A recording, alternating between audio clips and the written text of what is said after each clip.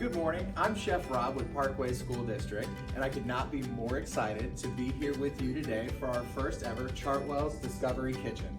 Our Discovery Kitchen series is going to be a series of different cooking videos of different products and recipes that we're featuring in our cafeterias for your students, and kind of showcasing what all goes in behind the scenes, and giving you kind of like a cooking tutorial so that if you're interested in making them at home with your friends, with your family, or with your students, you've got all the appropriate information for it. So today in the month of August, we're doing a back to breakfast series. And what I love about it is people say that breakfast is the most important meal of the day.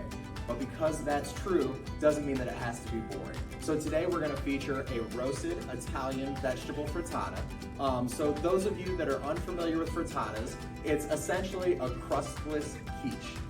It's a slow-baked egg casserole, and today we're going to be incorporating an array of different roasted vegetables into it to make sure it's very nutrient-dense. It's a great way to start your day, a great way to get your morning started and get the energy you need to go through all the different things you'll experience at school that day.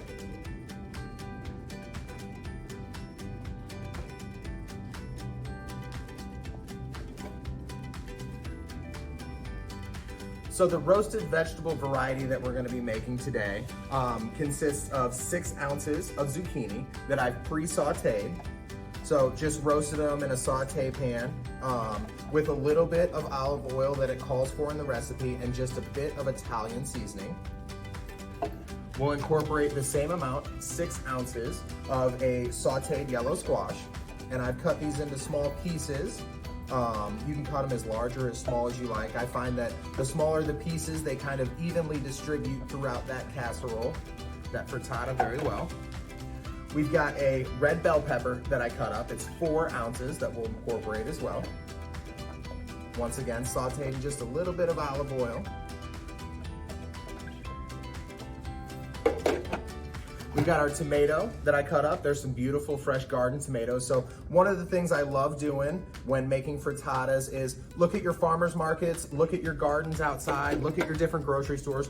What products are available in that season? Make sure that you capitalize on it. That way we're making sure we get the highest quality products and the freshest quality products we can. And then I've got 6 green onions that I'm gonna incorporate in there as well. I'm gonna mix all these to make sure that they're all evenly incorporated throughout. You can see there's some beautiful, vibrant colors in there. What I love about doing frittatas is they are very versatile. They don't have to be strictly vegetable. You can incorporate bacon or sausage or turkey bacon or different things of that. You could put tofu in here. You could do a different smoked salmon option. There's a lot of different plays and a lot of different diets and nutritional needs that you can accommodate with one of these. Next, I'm gonna incorporate my eggs in there. I've got 2½ cups of eggs, which equates to about 8 eggs that are cracked and scrambled. So I'll dump those in there.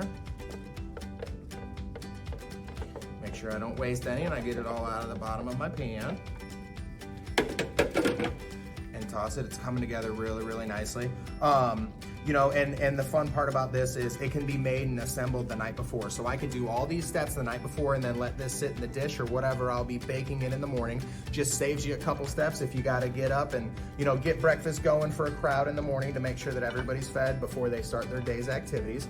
And then I've got 6 ounces of pepper jack cheese. So I'll put that in there. Now you can incorporate any type of cheese you want. You could do a smoked Gouda, you could do Swiss, you could just do cheddar.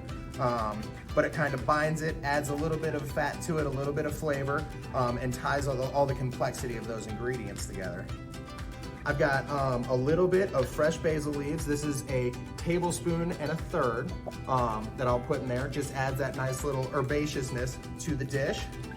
And then finally, just a touch of salt. This is 5/8 of a teaspoon of salt, just kind of tie all those ingredients together. So there's the base of my frittata. Today I'll be making one larger dish. What you could do is have separate small vessels that you incorporate your frittata mixture into, and then you could finalize them to each person's liking. So if somebody wanted mushrooms in theirs, if somebody wanted sausage in theirs, you can build each one individual. They'll have the same baking times, but that way you have essentially 3 different dishes to accommodate everybody's particular tastes and needs. So in the schools, we'll cook in these pans. It makes it a little easier to go straight to our serving lines for the students. At home, you could use a Pyrex. You could do any sort of oven-safe dish that you have for baking casseroles and different options. I've got this pre-sprayed. It's very important with a pan spray or something. Just lightly coat the inside. That way, when the cooking process is done, you don't have any frittata sticking to the inside of your dish. And then again, make sure you scrape the bowl. Already looking beautiful. Very colorful, very vibrant, very nutrient dense and healthy.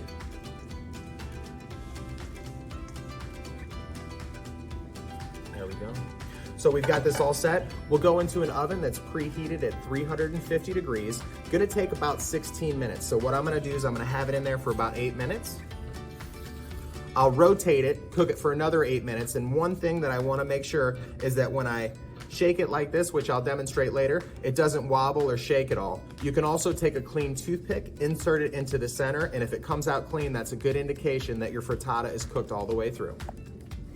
So 16 minutes later, our frittata has come out of the oven. As you can see, it's set. There's no jiggle or wobble to it. A lot of those vegetables come up to the top, so it just presents really, really well. If you have reserved a few green onions, you could sprinkle a little bit of green onions over there. But it's a great dish, very appealing, very health and wellness focused. A great way for our students to start the day. Look forward to seeing you for our next Discovery Kitchen, where we'll highlight next month's feature.